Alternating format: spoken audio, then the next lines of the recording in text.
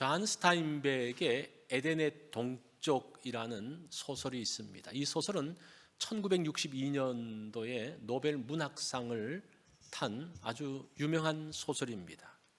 그 당시 평론가들이 이렇게 이야기를 했습니다. 스타인백이 노벨상을 필요로 한 것이 아니라 노벨상 심사위원들이 스타인백을 필요로 하였다라면서 그 작품을 아주 높게 평가를 했습니다.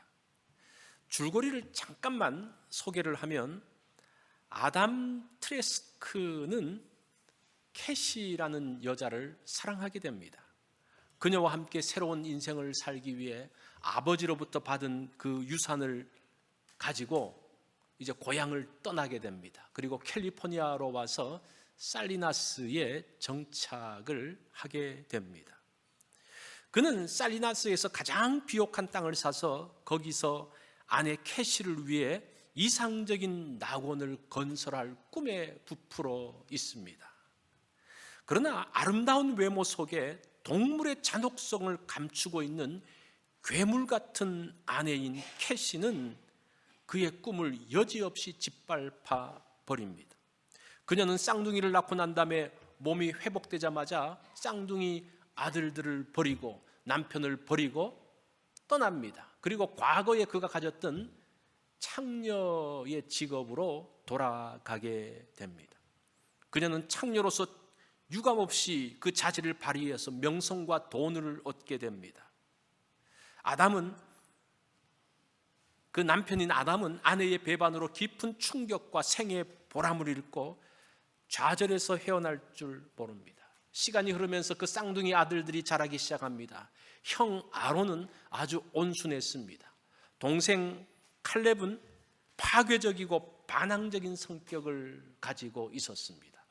이 스타인백이 창세기 4장에 나오는 가인과 아벨의 사건을 모티브로 해서 20세기로서 다시 변환시켜서 말해주는 것이 에덴의 동쪽이라는 소설입니다. 동생 칼렙은 아버지가 아론만 사랑한다고 오해하고 더욱더 침울해하고 괴로워합니다. 이 동생 칼렙은 아버지의 사랑을 받고 있는 아론에 대한 질투 때문에 마음속에서 끝없는 갈등을 벌이며 몸부림칩니다. 그러면서 그에 대한 질투를 이기지 못해서 그 형에게 자기 어머니가 창녀라는 이야기를 합니다. 그러니까 이 아론이 그 이야기를 듣고 충격을 받아요. 충격을 받으면서 다니던 대학을 그만두고 군 입대를 하게 되어지죠. 그 당시 1차 대전에 참전해서 이 아론은 그곳에서 전사하게 됩니다. 그렇게 동생은 형을 죽음으로 몰아갔습니다. 이것이 대충적인 줄거리입니다. 에덴이라는 것은 동쪽이라는 의미입니다. 이 말을 다시 번역하면 동쪽의 동쪽, 에덴의 동쪽이라는 말은 동쪽의 동쪽이라는 말입니다. 하나님께서 동쪽에 에덴이라는 낙원을 만들었습니다. 그런데 사람들은 거기에 만족하지 못합니다. 내가 낙원을 만들기 위해서 그 동쪽에 또 하나의 낙원을 만들고 있습니다. 그곳에서 사랑하는 사람과 자녀들을 위한 낙원을 만들었습니다. 그런데 그렇게 만들어진 곳에는 사악함과 반목과 질투가 있다는 사실을 지금 이 존 스타인백이 이야기를 하고 있습니다. 자신들은 낙원을 만든다고 했지만 그곳에는 고통과 절망이 있었던 것을 발견하게 됩니다. 오늘 본문이 그러한 것들을 보여주고 있습니다. 내가 무엇인가를 만들었는데 그것이 아니라는 거예요. 하나님의 뜻과 반하는 어떠한 것을 만들면서 그 가운데 문제와 갈등, 좌절이 있는 것을 보게 됩니다. 유대인들은 정치적인 메시아를 기다리고 있었습니다. 메시아의 때가 되면 이스라엘은 고통에서 벗어나서 하나님의 영광스러운 날이 올 것을 기대했습니다. 그런데 예수님은 정치적인 메시아가 아닌 성경적인 메시아를 말씀하지만 이들은 듣지 않습니다. 유대인들은 자신의 방식대로 메시아 왕국을 만들기 원했습니다. 그것이 그 갈등이 오늘 본문의 내용입니다. 예수님은 메시아로서 이제 예루살렘 입성을 앞두고 있습니다. 예루살렘 입성을 앞두고 예수님이 준비하신 것이 있는데 그게 뭡니까? 두 제자를 보내서 낙이 새끼를 가져오게 하는 겁니다. 2절 말씀을 봅니다. 예수께서 제자 중 둘을 보내시며 이르시되 너희 맞은편 마을로 가라. 그리로 들어가면 곧 아직 아무도 타보지 않은 나귀 새끼가 매여 있는 것을 보리니 풀어 끌고 오라. 자, 예수님께서 예루살렘 입성을 하면서 왜 나귀 새끼를 준비하게 하셨을까? 이것은 메시아의 표시라는 겁니다. 예수님께서 보여주고자 하는 메시아는 정치적인 메시아, 정복하는 메시아가 아니라 평화의 메시아를 보여주는 그 그림이 나귀 새끼라는 겁니다. 사람들은 단순히 예수님께서 나귀 새끼를 타셔서 겸손했다, 겸손해서 그런 것이다, 또 이 본문을 가지고 나귀를 미화시키고 나귀 주인에 대한 것을 말하고 있는데, 사실은 오늘 본문이 그렇게 단순한 의미가 아닙니다. 나귀 새끼를 가져온 사건을 통해서 예수님이 어떤 메시아인 것을 보여주는 중요한 사건이라는 겁니다. 이 주석가 바클레이는 이렇게 이야기를 합니다. 나귀는 고상한 동물이었다. 왕이 전쟁에 나갈 때에는 말을 타고 평화로울 때에는 나귀를 탔다고 이야기를 합니다. 오늘날 나귀는 좀 무시받는 동물이죠. 예수님의 당시에는 왕의 동물이었습니다. 이게 열왕기상에도 보면 그 솔로몬이 왕으로 등극하면서 다윗의 노새를 타고 뭐 이렇게 나와요. 그것이 왕의 나귀, 왕이 타는 것이 나귀라는 것을 보여주고 있습니다. 그런데 어떤 왕이라는 겁니까? 정복하고 전쟁하는 왕이 아니라 그 왕의 묘사는 뭐라 그랬습니까? 말을 타는 거라고 그랬죠. 그런데 그 평화를 보여주는 왕의 모습은 뭡니까? 나귀를 타는 것이라는 겁니다. 평화의 왕으로서 지금 보여주고 있습니다.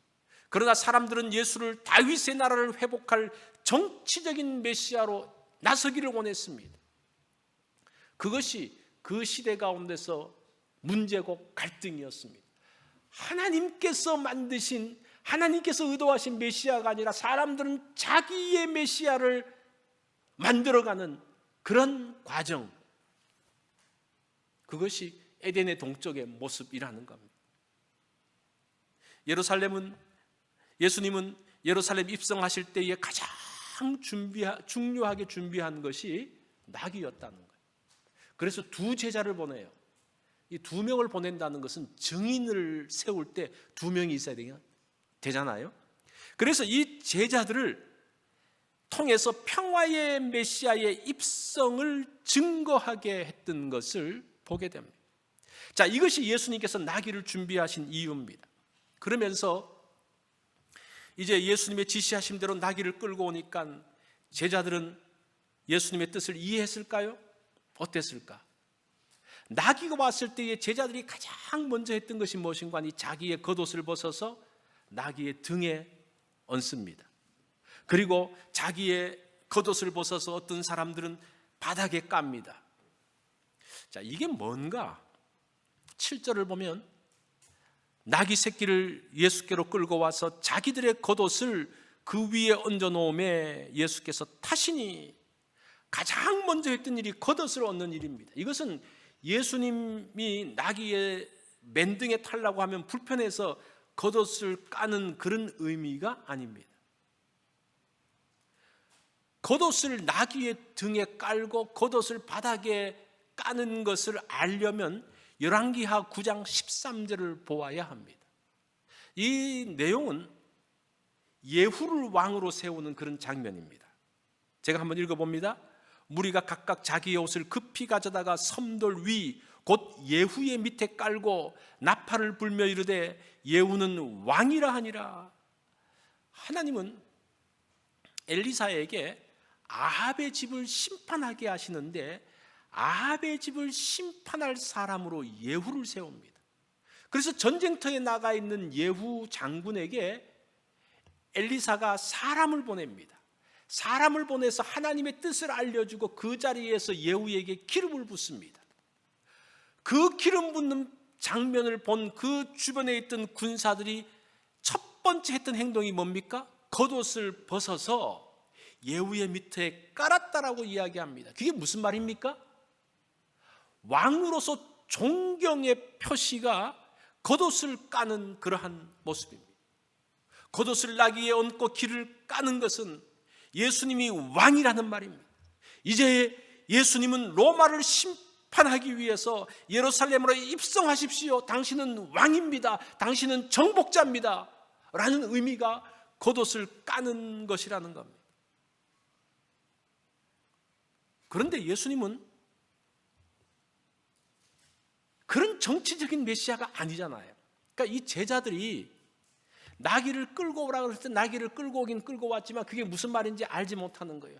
제자들을 비롯해서 모든 사람들이 다 정치적인 메시아로서 이제 로마를 심판하고 메시아 왕국을 만들 것에 대한 기대를 하고 있었습니다. 그런 일들이 사실은 한 150년 전, 한 100년 전에 있었던 그런 사건들도 있었거든요. 그러면서 8절을 보면 많은 사람들은 자기들의 겉옷을 또 다른 이들은 들에서 벤 나뭇가지를 길에 펴며, 그 당시 예수님을 환영하는 사람들이 그 잎사귀가 많이 달린 가지를 가져와서 길에 덮어놓습니다. 어떤 사람들은 그 종려나무를 가지고 흔듭니다.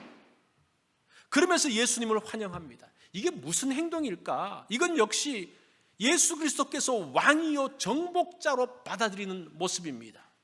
예수님은 스가랴 성경에 나오는 그 나귀 새끼를 통해서 오면서 평화의 메시아에 대한 말씀들을 보여줌에도 불구하고 그들 모두는 정치적인 메시아로서 또 정복자로서 왕으로서의 메시아를 세우고 있습니다. 무리들이 나뭇가지를 흔드는 것은 어떤 의미가 있을까? 이 중간기 시대, 구약과 신약 사이에 중간기 시대라는 게 있어요. 그게 한 400년 동안 있어요. 그 시대 동안은 성경이 기록되어지지 않습니다. 그렇지만 이때에도 많은 일들이 벌어집니다. 이 시기에 있었던 중요한 사건 중에 하나가 알렉산더 대왕의 출현입니다. 알렉산더 이후에 그 이후에 있었던 왕들이 그 주변의 나라들을 세우는 그런 과정이 있었는데, 그 중에 알렉산더의 신하 중에 하나가 시리아의 왕국을 세웁니다. 헬라 왕국이죠. 거기서 특별히 안티오코스 4세는 모든 세상을 헬라화하려는 생각이 굉장히 강했던 사람입니다. 그러면서 주변을 정복하면서 그 헬라의 문명을, 그리스의 문명을 전파했던 사람입니다. 이 왕은 예루살렘 성전에 들어와서 제우스 신에게 예배하고 돼지를 제단에 바쳤습니다. 이 돼지는 부정한 짐승이거든요. 그 돼지가 성전에 들어왔다고 하면 성전 기능은 정지가 됩니다. 왜냐하면 성전이 부정해지기 때문에. 그 소식을 들은 이스라엘 백성들이 다 흥분하기 시작하는 거예요. 그러면서 마카비라는 그 사람의 그 가문, 마카비가 그 어떤 그 가문의 한 사람인데, 어쨌든 그 마카비라고 이야기하는데, 마카비를 중심으로 반란이 일어납니다. 모든 이스라엘 사람들이 그 마카비에게 동조합니다. 그러면서 이 안티오코스 4세를 쫓아냅니다. 시리아로 쫓아내게 됩니다. BC 171년 2월 23일 마카비 일가인 시몬이 예루살렘에 입성했을 때에 무리들이 환영을 합니다. 그때에 종려나무 가지를 흔들면서 환영을 했습니다. 이 종려나무 가지를 흔든다는 것은 무엇인가? 이 정복자를 환영한다는 그런 의미예요. 그래서 우리가 성경에서 겉옷을 깔고 또 종려나무를 흔든다라는 것이 그냥 대충 하는 것이 아니라, 그들이 가지고 있었던 그들 유대민족의 전통 가운데서 종려나무를 흔든다는 것이 무슨 의미인지 알고 있었거든요. 지금 당신은 우리의 왕으로서 지금 로마를 정복할 수 있는 그런 왕입니다. 그 약 한 170년 전에 마카비가 그 수리아의 군대를 몰아냈던 것처럼 당신도 이제 로마의 군대를 몰아내십시오라는 그런 환호, 그런 요구가 이 가운데 포함되어져 있는 것을 보게 됩니다. 이것이 나무를 흔든 모습입니다. 모든 것들이 지금 예수님을 향해서 정복자로서, 왕으로서, 로마를 심판하는 메시아로서 서기를 요구하고 있습니다. 예수님이 나귀 새끼를 갖고 와서 그 스가랴의 예언을 통해서 보여주심에도 불구하고 사람들의 마음은 어떻다는 겁니까? 자기 생각 가운데 사로잡혀 있다는 겁니다. 유대인들이 예수님께 원하는 것이 무엇일까요? 이런 모양들, 이런 행동들을 보면서 그들이 무엇을 원하고 있는지를 알 수가 있습니다. 호산나라는 말 역시 이제 구원하소서라는 말입니다. 구원해 주세요. 모든 것들이 지금 하나로 포인트하고 있습니다. 뭡니까? 당신은 왕입니다. 당신은 정복자입니다. 로마를 심판하실 분입니다. 그러나 예수님은 예루살렘에 올라가서 로마를 심판하는 것이 아니라 어떤 행동도 하지 않습니다. 말씀만 가르치십니다. 하나님 나라에 대한 것들을 알려주십니다. 이것은 유대인들이 원하는 모습이 아니었습니다. 기대가 크면 실망도 큽니다. 너무 기대가 크면요, 상실감이 크면서 적대감이 생깁니다. 그거 아세요? 너무 기대가 크면 이게 참 문제가 돼요. 그러면서 그 사람들이 예수님께서 십자가에 달리시는 것까지 그냥 방치하게 되어지는 그러한 자리로 들어가게 됩니다. 예수님께서 새끼 나귀를 타고 입성하신 것은 평화의 메시아로 오신 것을 선포하셨습니다. 들어오셔서 평화에 대한 메시지를 전하셨습니다. 그러나 사람들은 그것을 원하지 않습니다. 충돌이 일어나면 충돌. 문명의 충돌이 있고 문화의 충돌이 있고 사상의 충돌이 있고 세대 간의 충돌이 있고 지금 우리는 충돌 가운데 살고 있습니다. 이 충돌의 현장에는 기대감에 대한 배신이에요. 왜 충돌합니까? 왜 서로 부딪혀요? 왜 싸웁니까? 기대감을 했는데, 기대를 가졌는데 그 기대가 무너지면서 드디어 충돌이 생기고 갈등이 생기고 문제가 생긴다는 겁니다. 그곳에는 치열한 싸움과 피 흘림이 있습니다. 신앙의 충돌이 일어나고 있습니다. 다른 메시아 신앙 때문입니다. 똑같이 메시아가 오시는 것을 알아요. 메시아가 구원자라는 것을 압니다. 그런데 자신이 원하는 메시아가 되라고 요구합니다. 그러면서 충돌이 생기고 있습니다. 우리의 신앙에도 이런 충돌이 있습니다. 자신이 말하는 신앙이 옳다 그래요. 다 신앙인인데, 다 믿는 사람인데 왜 그 사이에 싸움이 있고 왜 갈등이 있고 부딪힘이 있고 충돌이 있습니까? 그 대표적인 것이 16세기에 있었던 일들입니다. 16세기에 유럽에서 있었던 일들, 종교개혁 이후에 유럽에 큰 싸움이 번집니다. 구교와 신교 사이의 싸움입니다. 그 싸움 때문에 얼마나 많은 사람들이 죽었는지 모릅니다. 그 대표적인 것이 30년 전쟁이잖아요. 30년 동안 전쟁을 해요. 서로 죽이고 죽는 신교와 구교 사이의 갈등 보세요. 같은 하나님을 믿고 같은 예수 그리스도를 믿음에도 불구하고 그 신앙의 방향이 다르니까 전쟁을 하게 되어지고 그 가운데 충돌이 있는 것을 보게 됩니다. 그것이 지금 오늘 예루살렘 입성하는 그 장면에서 나오고 있는 모습이라는 겁니다. 이게 그냥 간단하게 예수님이 예루살렘 입성하고 끝난 것이 아니라 이 충돌은 거대한 것으로 바뀌어지죠. 그러면서 예수님께서 십자가에 달리시는 일들까지 연결되는 것을 보게 됩니다. 자신들이 원하는 것을 요구하는 사람들에게 예수님은 중요한 말씀을 하셔요. 정치적인 메시아를 요구하는 사람들에게 하시는 말씀이 그 다음부터 나오는 11장 12절부터 20절에 나오는 그 사건이 뭔가 하니 성전을 청결하게 하는 사건이잖아요. 예수님께서 예루살렘에 올라가셔서 로마를 심판하신 줄 알았는데 성전에 들어가서 성전에서 장사하는 사람을 쫓아내요. 지금 이 예수님의 메시아의 성격이 무엇인지 알 수가 있는 거예요. 예수님은 지금 로마의 문제가 아니라 이 더럽혀진 성전이 정결하게 될 것을 이야기하고 있는 거예요. 뿐만 아니라 예수님께서 무화과 나무 비유를 통해서 무화과 나무가 마른 그 사건을 통해서 뭐라고 말합니까? 정결하지 않은 성전은 이 나무처럼 메말라지고 멸망할 것이다. 돌 위에 돌 하나 남지 않을 것이다. 예수님께서 궁극적으로 원하시는 것들은 어떤 그 로마를 무찌르고 다시 이스라엘 민족의 해방, 그것보다 더 중요한 것은 하나님 앞에서 그들의 마음이 정결케 되는 것이었습니다. 근데 사람들은 그걸 원치 않아요. 오늘날 많은 분들이 교회에 와서 원하는 것이 뭡니까? 내 마음이 정결해지고 깨끗해지고 하나님 앞에서 바른 사람으로 서는 것을 원하십니까? 아니면 이곳에 와가지고 모든 것이 잘 되는 것을 원하고 있습니까? 사실은 오늘날도 이 신앙의 다른 모습 때문에 갈등하고 문제가 일어나고 있는 것들을 보게 됩니다. 교회에 와서 하나님께 실망했어요. 왜 실망해요? 내가 아픈 건 나아야 되고 내가 꼬여있는 사업이 풀려야 되는데 하나님은 그거는 상관없이 자꾸 우리를 정결하게 하고 우리가 하나님 앞에 바로 서라고 말하니까 그 갈등, 그것을 이기지 못하고 하나님 앞에 실망했다고 그러면서 떠나는 모습들을 보게 됩니다. 이것이 계속 반복되어지고 있는 거예요. 예수님 시대에도 반복되어졌고 또 에덴의 동쪽이라는 그 소를 통해서도 반복되어지고 그 이전에는 가인과 아벨 사이에서의 그 문제고 오늘날도 똑같은 문제로 반복되어지고 있는 것을 보게 됩니다.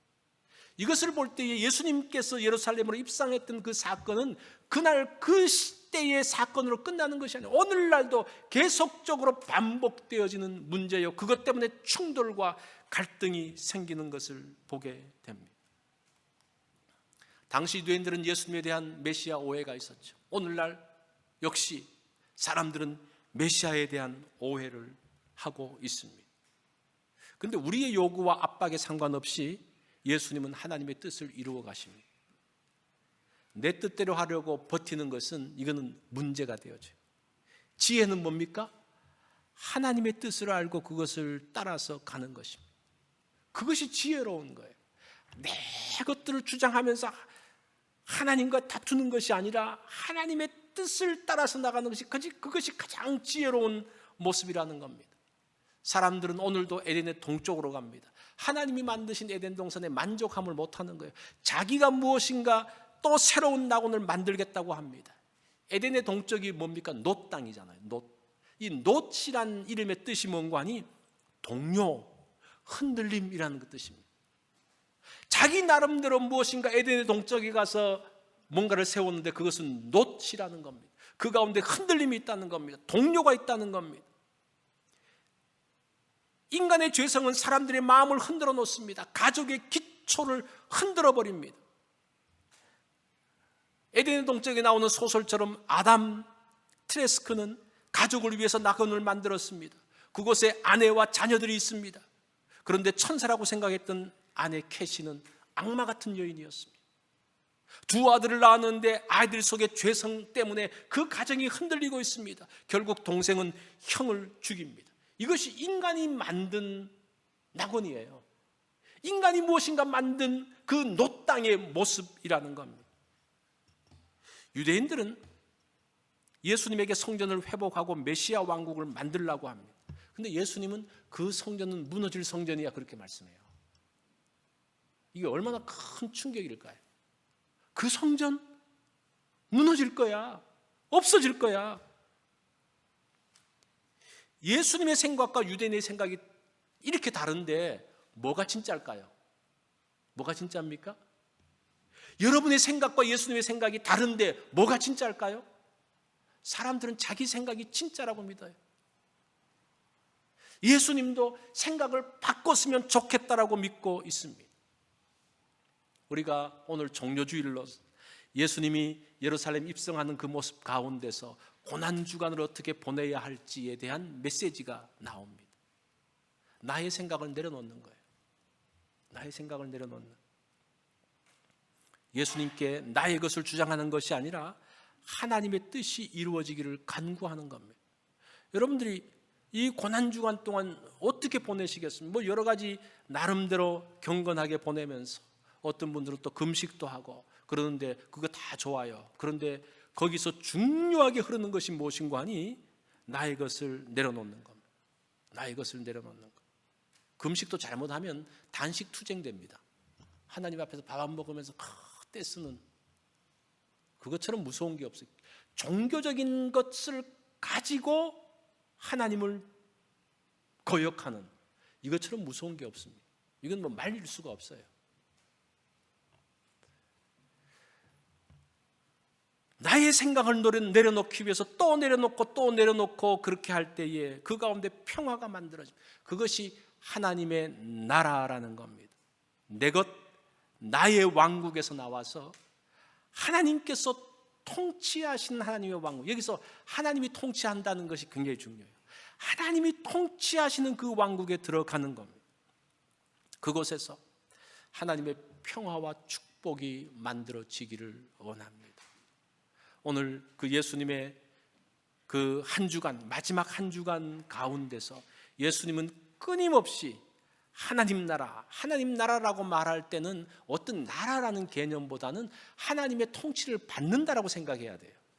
어떤 나라를 만들고 나라를 더 크게 하고 그런 개념이 아니라 하나님의 통치에 순종하고 하나님 말씀에 순종하고 내 뜻을 내려놓는 그것을 이야기하는 거죠.